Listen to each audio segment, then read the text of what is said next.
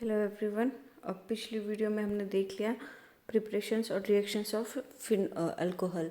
हमने प्रिपरेशन देख लिया फिनोल्स की, ईथर्स की और अल्कोहल्स की, और हम अल्कोहल की प्रॉपर्टीज़ भी पढ़ चुके हैं, उनकी रिएक्शन भी पढ़ चुके हैं। लेकिन आज की वीडियो में हम पढ़ने वाले हैं रिएक्शन ऑफ फिनोल्स। इसमें रिएक्शन ऑफ फिनोल्स पढ़ेंगे सारी डिटेल मैकेनिज्म के साथ। कुछ नेम रिएक्शन होंगी जो कि काफ़ी फेमस नेम रिएक्शन है, वो भी पढ़ने वाले हैं हम। और उसके बाद लास्ट में कुछ अल्कोहल और फिनोल्स के यूनिक फीचर्स हम देखेंगे जो कमर्शियल यूज़ होते हैं। और नेक्स्ट वीडियो एक और वीडियो आएगी इसके बाद जिसमें हम ईथर की रिएक्शंस पढ़ेंगे, तो उसको हम अलग से पढ़ेंगे। उसके बाद ये चैप्टर फिनिश हो जाएगा। छोटी छोटी वीडियो मैंने बनाई है ताकि जो पर्टिकुलर टॉपिक अगर किसी को देखना हो तो वो देख सकते हैं। और ज़्यादा लंबी वीडियो में थोड़ा सा खिंच जाता है टॉपिक, इतना फिर इंटरेस्टिंग नहीं रहता। इसलिए वीडियो हैं छोटी छोटी पर टॉपिक अलग अलग दे रखे हैं, लेकिन सारे टॉपिक डिटेल्ड एक्सप्लेनेशन के साथ हैं। तो आज स्टार्ट करते हैं रिएक्शन ऑफ फिनोल। सबसे पहले हम पढ़ेंगे इलेक्ट्रोफिलिक एरोमेटिक सब्स्टिट्यूशन। तो ये देखो फर्स्ट पैराग्राफ में क्या कह रहा है कि OH ग्रुप के कारण ये क्या है, इसको रिएक्टिव बनाता है रिंग को टुवर्ड्स इलेक्ट्रोफिलिक सब्स्टिट्यूशन रिएक्शन। और ज़्यादातर जो इनकमिंग ग्रुप होता है वो ऑर्थो और पैरा ग्रुप डायरेक्टिंग होते हैं। ठीक है। Due to the resonance effect caused by OH group. OH क्या है, जब डोनेट करेगा नेगेटिव तो जो नेगेटिव चार्ज आएगा वो ऑर्थो और पैरा पोजीशन पर ही आएगा, मेटा पे नहीं जाएगा। इसलिए जो ग्रुप इनकमिंग ग्रुप होगा वो ऑर्थो और पैरा डायरेक्टिंग होगा। तो सबसे पहले इसमें दे रखा है नाइट्रेशन, हम पढ़ेंगे तो नाम से ही पता चल रहा है नाइट्रेशन। तो जब फिनोल को डाइल्यूट HNO3 के साथ रिएक्ट कराते हैं तो ऑर्थो और पैरा नाइट्रोफिनोल मिलता है। ये दोनों क्या है ऑलमोस्ट 50 और 49 ऐसी उसमें रेशियो में मिलते हैं, तो दोनों ही इक्वली यहाँ पे इम्पोर्टेंट है। कोई ज़्यादा इसमें मेजर ग्रुप होता नहीं है। इस पैराग्राफ में देखो एक इम्पोर्टेंट बात लिख रखी है कि जो ऑर्थोनाइट्रोफिनोल होता है ना, उसमें तो क्या होगी, इंटरनल हाइड्रोजन बॉन्डिंग हो जाएगी। सॉरी हाँ, इंट्रामोलिकुलर, मतलब आपस में ही वो हाइड्रोजन बॉन्डिंग कर लेगा। जबकि जो पैरा वाला है वो आपस में तो कर नहीं पाएगा, तो वो क्या है दूसरे ग्रुप के साथ क्या करता है, हाइड्रोजन बॉन्डिंग करता है। तो ऑर्थो वाले में तो इंट्रामोलिकुलर हाइड्रोजन बॉन्डिंग होगी और जो पैरा वाला है उसमें इंटरमोलिकुलर हाइड्रोजन बॉन्डिंग होगी। इसके कारण क्या होता है, जो ऑर्थो वाला है वो ज़्यादा वोलेटाइल होता है। ये क्या लिख रखा है, orthonitrophenol steam volatile due to intramolecular. और ये है, ये आपस में बहुत ज़्यादा स्ट्रॉन्ग बॉन्ड बना लेते हैं, इसलिए इतना ज़्यादा वोलेटाइल नहीं होता। वोलेटाइल का मतलब है जो इजीली लिक्विफाई हो जाए, मतलब सॉलिड से लिक्विड, लिक्विड से गैस जल्दी कन्वर्ट हो जाए, उसको क्या बोलते हैं हम, वोलेटाइल बोलते हैं। तो जो पैरा वाला है वो क्या है, स्ट्रॉन्ग हाइड्रोजन बॉन्डिंग बनाता है, इसके कारण ये कम वोलेटाइल है। और जो ऑर्थो वाला है वो इंट्रामोलिकुलर हाइड्रोजन बॉन्डिंग बनाता है, इसलिए वो क्या है, वोलेटाइल है। ठीक है। उसके बाद हमने ऊपर क्या पढ़ा था कि डाइल्यूट HNO3 के साथ रिएक्ट कराते हैं तो एक ही Na2 सब्सटीट्यूट होके आता है, जो कि या तो ऑर्थो पे लगेगा या पैरा पे। लेकिन अगर हम HNO3 कंसनट्रेटेड ले लेते हैं तो हमारे क्या है, तीन तीन सब्सटीट्यूशन हो जाते हैं, दो ऑर्थो पे और एक पैरा पे। इसको हम क्या बोलते हैं, 2,4,6 ट्राइनाइट्रोफिनोल। उससे ज़्यादा इंपॉर्टेंट बात क्या है कि इसको हम बोलते हैं पिक्रिक एसिड। काफ़ी फेमस नाम है, जिसमें 2,4,6 ट्राइनाइट्रोफिनोल होता है, मतलब तीन तीन सब्सटीट्यूशन होते हैं नाइट्रेशन के OH ग्रुप के साथ। ठीक है। अब क्या कहता है कि पिक्रिक एसिड बनाने का क्या हम कंसनट्रेटेड HNO3 को ज़्यादा नहीं लेते, क्योंकि थोड़ा ये पॉइजनस भी है और थोड़ा एक्सपेंसिव है। तो इसके लिए हम पहले क्या करते हैं कि जो हमारा फिनोल है उसको हम सल्फ्यूरिक एसिड के साथ क्या कराते हैं, रिएक्ट कराते हैं कंसनट्रेटेड सल्फ्यूरिक एसिड के बाद। उसके बाद वो क्या है, उसको फिनोल को 2,4-डाइसल्फोनिक एसिड में बदल देगा, मतलब और एक ऑर्थो पे और एक पैरा पे सब्स्टिट्यूशन हो जाएगा। ठीक है। और उसके बाद इसको फिर कंसनट्रेटेड नाइट्रिक एसिड के साथ हम रिएक्ट कराते हैं, जो कि क्या बन जाता है, 2,4,6 ट्राइनाइट्रोफिनोल। ठीक है। इजी सी रिएक्शन होते हैं, हम इसको लिख सकते हैं। तो नाइट्रेशन के बाद नेक्स्ट हमारी रिएक्शन है हैलोजिनेशन। हैलोजिनेशन में क्या है कि जो ब्रोमीन के साथ फिनोल को हम ब्रोमीन के साथ रिएक्ट कराएंगे और डिफरेंट डिफरेंट एक्सपेरिमेंटल कंडीशन देंगे। जैसे कि टेम्परेचर क्या दे रखा है यहाँ पे 273 केल्विन, और हमने एक इसमें इसमें सोलवेंट लिया है जिसकी पोलैरिटी क्या है, कम है, मतलब लेस पोलर है। तो bromine with less polar solvent और 273 केल्विन के साथ जब रिएक्ट कराएंगे तो ऑर्थो और पैरा पोजीशन पे ब्रोमीन का सब्सटीट्यूशन हो जाएगा। Usual halogenation of benzene takes place in the presence of Lewis acid. ठीक है, ये तो फिनोल की हमने हैलोजिनेशन कराई थी, लेकिन पिछली क्लास में हमने पढ़ा था नॉर्मल बेंजीन रिंग की क्या हैलोजिनेशन किसकी प्रेजेंस में होती है, लेविस एसिड की प्रेजेंस में होती है। लेविस एसिड यहाँ पे क्या दे रखा है, FeBr3।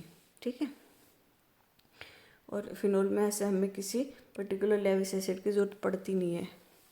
नेक्स्ट है when phenol is treated with bromine water.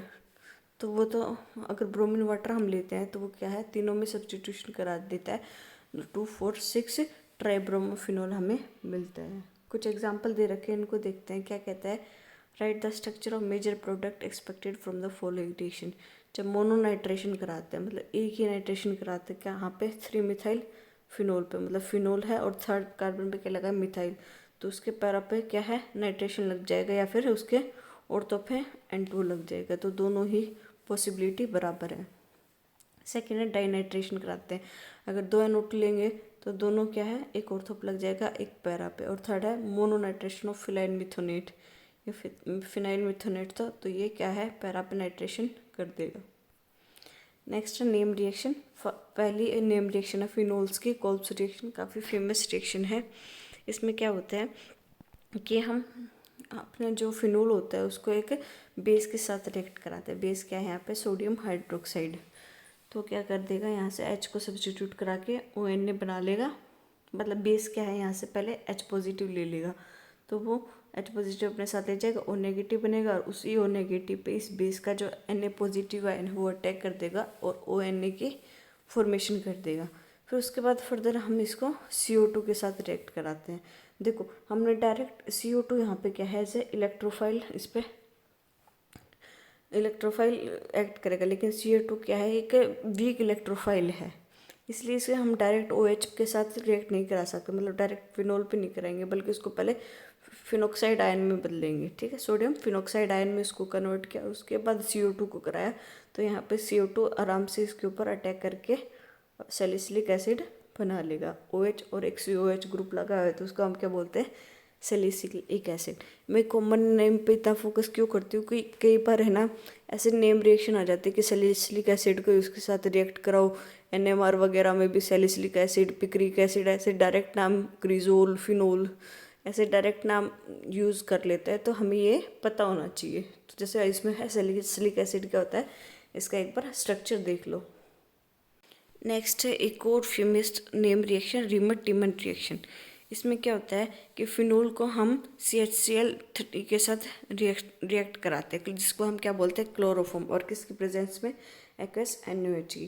तो मैं इसका मैकेनिज्म साथ साथ ही बता देती हूँ कि जो एक्वस NaOH है वो इसको CHCl3 को कार्बिन में कन्वर्ट कर देगा। ठीक है, ये हमारा कार्बिन है, यहाँ पे एक Cl और एक Cl, ठीक है, यहाँ से एक HCl यहाँ से रिमूव हो जाएगा और ये कार्बिन बनेगा। तो इस कार्बिन क्या है, ये एक्वस NaOH क्या करेगा, यहाँ से H पॉजिटिव एक्सट्रैक्ट कर लेगा और उसको क्या बना देगा, O नेगेटिव।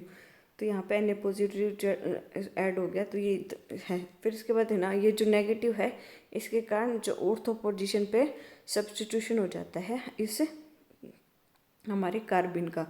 यहाँ पे कार्बिन क्या है, CHCl2। ठीक है, इस पर मतलब CCl2 और एक हाइड्रोजन यहाँ से इसके साथ ऐड हो जाएगा। उसके बाद फिर इसको NaOH के साथ ट्रीट कराएंगे, तो ये CHCl2 फिर क्या है, CHO में कन्वर्ट हो जाएगा इसका, और फिर हमारे पास क्या मिल जाएगा, सैलिसिलिक एल्डिहाइड। तो देखो पीछे हमने क्या पढ़ा था, सैलिसिलिक एसिड। कोल्ब्स रिएक्शन में तो हमें क्या मिलता है, सैलिसिलिक एसिड। ठीक है, और जो रीमट टीमन रिएक्शन उसमें सैलिसिलिक एल्डिहाइड, पर क्या है, एल्डिहाइड, सॉरी सैलिसिलिक एल्डिहाइड, मतलब इस पे CHO ग्रुप है और उसमें क्या है, COH ग्रुप, एसिडिक ग्रुप लगा हुआ है। तो थोड़ी फेमस नेम रिएक्शन है, ये देख लेना। 12th क्लास के बच्चों में तो CBSE बोर्ड में पक्का ये नेम रिएक्शन आती है, रीमट टीमन रिएक्शन, या तो कंप्लीट द A या B प्रोडक्ट पूछ लेंगे, या फिर पूरा ही मैकेनिज्म पूछ लेते हैं इस रिएक्शन का, तो इम्पोर्टेंट हो जाती है ये।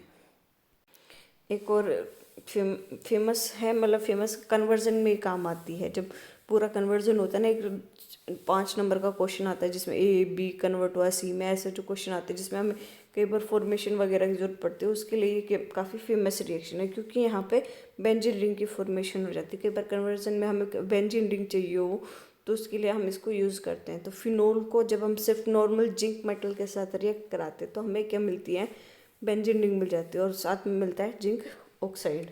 ठीक है, नेक्स्ट है oxidation. Oxidation of phenols with chromic acid produce a conjugated diketone known as benzoquinol. जैसे कि ये जो फिनोल है, इसको अगर हम सोडियम क्रोमिक एसिड है, मतलब सोडियम क्रोमाइड से रिएक्ट कराते हैं तो क्या मिलता है, बेंजोक्विनोन मिलता है। इसको बेंजोक्विनोन का स्ट्रक्चर भी एक बार देख लो। ये ऑक्सीडेशन रिएक्शन है, इसका मैकेनिज्म डिटेल में पढ़ने की ज़रूरत नहीं है।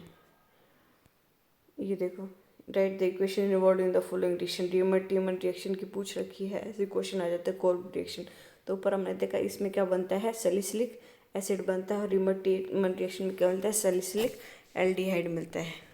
और कुछ रहे ना रहे तो रट्टे मार के कम से कम प्रोडक्ट तो ध्यान रख लेना कि किसमें क्या प्रोडक्ट बनेगा। देखो ऊपर क्या क्वेश्चन दे रखा है, ortho para nitrophenols are more acidic than phenols. तो इसका मैंने कल वाले रिएक्शन में बताया था कि नाइट्रो ग्रुप क्या है, एक इलेक्ट्रॉन विड्रॉइंग ग्रुप है, वो इलेक्ट्रॉन को अपनी तरफ विड्रॉ करेगा। जैसे ये बेंजीन रिंग है, ये क्या है, as a electron withdrawing, already electron withdrawing जैसे एक्ट करती है। ऊपर से NO2 भी इलेक्ट्रॉन विड्रॉइंग ग्रुप है, तो ये सारे इलेक्ट्रॉन्स को क्या है, अपनी तरफ खींच के रखते हैं, सारे इलेक्ट्रॉन इधर की तरफ हो जाएंगे। तो जो O नेगेटिव है वो भी, उस पर भी क्या इलेक्ट्रॉन डेंसिटी कम हो जाएगी, तो वो H पॉजिटिव को ज़्यादा होल्ड नहीं कर पाएगा, और H पॉजिटिव यहाँ से इजीली डोनेट कर देगा। और H पॉजिटिवली जो स्पीसीज ज़्यादा इजीली H पॉजिटिव दे देती है, वो क्या होती है, उतनी ज़्यादा एसिडिक होती है। तो इसका मैंने इसमें बता दिया था कि और तो जो नाइट्रो वाले फिनोल्स होते हैं वो नॉर्मली ज़्यादा एसिडिक होते हैं नॉर्मल फिनोल से।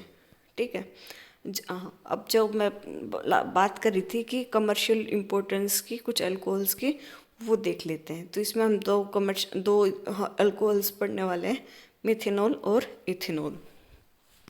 तो पहले हम पढ़ते हैं मिथेनॉल के बारे में। तो कमर्शियल यूज़ के लिए मैं सारी लाइन टू लाइन चीज़ें पढ़ती हूँ ताकि सारी चीज़ें क्लियर हो जाए। तो शुरू करते हैं मिथेनॉल से। मिथेनॉल क्या है, इसका फॉर्मूला CH3OH। इसको क्या कहते हैं हम, वुड स्पिरिट भी बोलते हैं। कई बार क्वेश्चन आ जाए HET वगैरह में भी, या फिर नॉर्मली GS क्वेश्चन बन सकता है कि वुड स्पिरिट क्या होती है, तो मिथेनॉल को हम क्या बोलते हैं, वुड स्पिरिट बोलते हैं। Was produce by destructive distillation of would. कौन सा मेथड है, डिस्टिलेशन ऑफ वुड की डिस्टिलेशन करते हैं तो हमें मिलता है मिथेनॉल। लेकिन today most of the methanol is produce by catalytic hydrogenation. आजकल हम किससे बनाते हैं, कैटालिटिक हाइड्रोजनेशन से बनाते हैं of carbon monoxide at high pressure and temperature and the presence of ZNO and Cr2O3। तो ये कंडीशन लेनी है, 200 से 300 एटमॉस्फेरिक प्रेशर लेना है, 573 से लेकर 673 केल्विन तक का टेम्परेचर लेना है, फिर हमारे मिथेनॉल की फॉर्मेशन हो जाएगी। रिएक्शन एक बार ध्यान रख लेना। Methanol is a colourless liquid. Methanol क्या है, कलर कैसा है, मिथेनॉल का कलरलेस होता है, और बॉइलिंग टेम्परेचर कितना है, 337 kelvin. It is highly poisonous in nature. ठीक है, जहरीला होता है कि थोड़ा बहुत क्वांटिटी भी अगर हम ले लेंगे तो हम ब्लाइंड हो जाएंगे, अगर लार्ज क्वांटिटी में हमने लिया तो हमारी डेथ भी हो सकती है। Methanol is used as solvent in paints, varnishes and chiefly for making formaldehyde. तो ये इसके कमर्शियल यूज़ थे कि हम वर्निशेस पेंट्स में, मतलब वर्निशेस मतलब वो चमक देने के लिए इसको हम यूज़ करते हैं, और फॉर्मल्डिहाइड के फॉर्मेशन में भी हम मिथेनॉल को यूज़ करते हैं। नेक्स्ट है इथेनॉल। तो इथेनॉल जिसको हम क्या बोलते हैं, शराब भी बोलते हैं। इथेनॉल क्या है, इसका फॉर्मूला C2H5OH किससे ऑब्टेन्ड होता है, बाय फर्मेंटेशन रिएक्शन से। जो हमारा मिथेनॉल था वो किससे फॉर्म हो रहा था, डिटेक्टिव डिस्टिलेशन से, और इथेनॉल किससे फॉर्म हो रहा है हमारा, फर्मेंटेशन से। तो oldest method is from sugars. ठीक है, शुगर्स की फर्मेंटेशन से इथेनॉल की फॉर्मेशन होती है।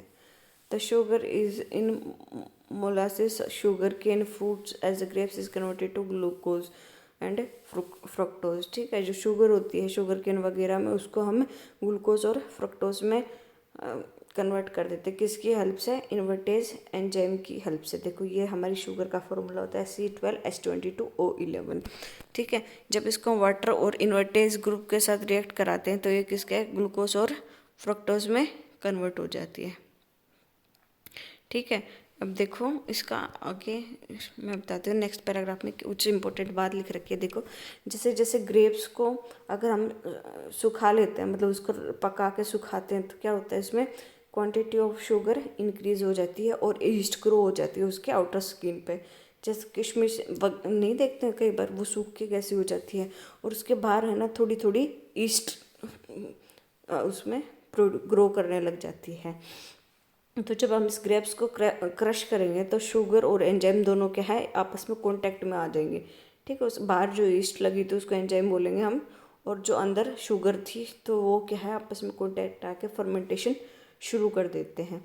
Fermentation take place in anaerobic condition. ये इंपॉर्टेंट बात लिखी हुई है। एनॉर्बिक कंडीशन का मतलब एब्सेंस ऑफ एयर। ठीक है, carbon dioxide is release during the fermentation. इसलिए आपने देखा होगा शराब वगैरह बनाते तो बंद मटकों में बनाते, कई बार ग्रेप्स को उसमें डाल के क्रश करके, और बहुत दिन तक मटकों में या फिर ऐसी कंटेनर में रखा जाता है जो काफ़ी बंद बिल्कुल बंद हो, ऑक्सीजन बिल्कुल भी उसमें ना पहुंच पाए। तो एनॉर्बिक कंडीशन इसका एक इम्पोर्टेंट फैक्टर है। नेक्स्ट है action of enzyme is inhibited once the percentage of alcohol formed exceed to 14%। जब 14% से ज़्यादा अल्कोहल बन जाता है तो एंजाइम का एक्शन क्या है अपने आप रुक जाता है। उसके बाद ये उसमें वर्क नहीं कर पाता, इतनी ही फॉर्मेशन, मतलब अल्कोहल की फॉर्मेशन के बाद वो एक्टिव नहीं रहता और उसके एक्टिविटी क्या हो जाती है? इनहिबिट हो जाती है, सॉरी। अब उसके बाद है इथेनॉल के। हाँ, एक और बात देखो, अगर क्या होगा ऑक्सीजन की प्रेजेंस नहीं होनी चाहिए, अगर ऑक्सीजन प्रेजेंस होगी, सॉरी क्या हो गया,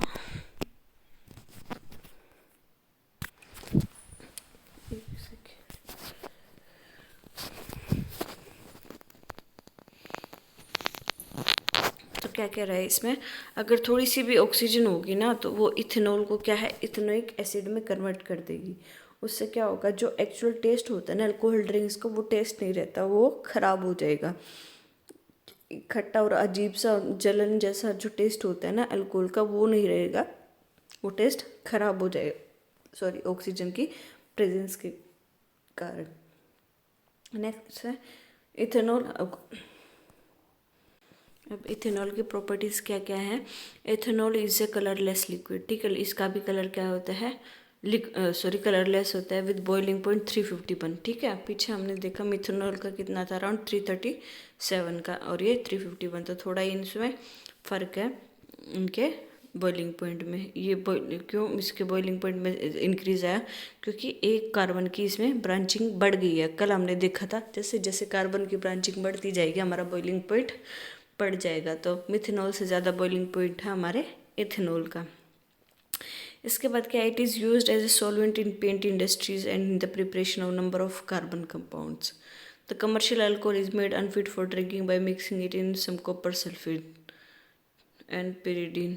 ठीक है, जो कमर्शियल अल्कोहल होता है वो हमारे लिए इतना अच्छा नहीं होता है क्योंकि उसमें कम कॉपर सल्फेट वगैरह की और पिरीडिन वगैरह की मिक्सचर कर देते हैं, इसलिए क्या इसका डिनेचरेशन हो जाता है अल्कोहल का। Nowadays large quantity of ethanol are obtained by hydration of ethene। ठीक है, अब देखो इस साइड में एक बॉक्स बना हुआ है, इसको हम पढ़ लेते हैं। इसमें क्या कह रहा है ये, injection of ethanol acts on the central nervous system. जैसे हम इथेनॉल को इंजेक्ट ड्रिंक करते हैं तो ये हमारे सेंट्रल नर्वस सिस्टम पर वो करता है, एक्ट करता है। In moderate amount it affects the judgement and lowers inhibitions. कई बार हमारे जो नॉर्मल एंजाइम हार्मोन एक्टिविटी होती है कई बार उनको इनहिबिट कर देता है। मॉडरेट अमाउंट में हम लेते हैं, जैसे एड्रेनलिन वगैरह को थोड़ा इनहिबिट कर देता है, इसलिए कई बार लगता है कि ड्रिंक करने के बाद हम थोड़ा रिलैक्स फील कर रहे हैं। Higher concentration cause nausea and loss of consciousness. लेकिन ज़्यादा क्वांटिटी में हम लेंगे तो हमें नोजिया मतलब उल्टियाँ, और हम अनकॉन्शियस हो जाएंगे मतलब बेहोश हो जाएंगे। तो ये तो ऑब्वियस है, हमने काफ़ी देखा है इन चीज़ों को। तो even at higher concentration it interferes with spontaneous respiration and can be fatal.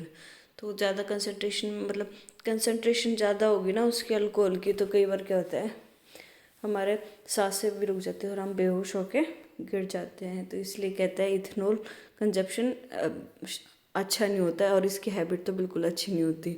तो आज हम सिर्फ फिनोल्स के बारे में पढ़ लिया और कुछ दो अल्कोहल के बारे में पढ़ लिया। नेक्स्ट वीडियो में हम रिएक्शंस ऑफ ईथर पढ़ लेंगे और उसकी इम्पोर्टेंस पढ़ लेंगे। हमारे 2 चैप्टर फिर फिनिश हो जाएंगे ऑर्गेनिक के। छोटी छोटी क्लिप हैं, अगर किसी को एक साथ देखना हो तो मैं इनकी प्लेलिस्ट बना दूँगी, कंबाइनली देख सकते हैं। लेकिन छोटी छोटी वीडियो इसलिए बनाई है ताकि इंटरेस्ट बना रहे और टू द पॉइंट हम बात करते रहे। आई होप आपको वीडियो पसंद आई होगी। Please like share and subscribe my channels. I need your support. Thank you so much.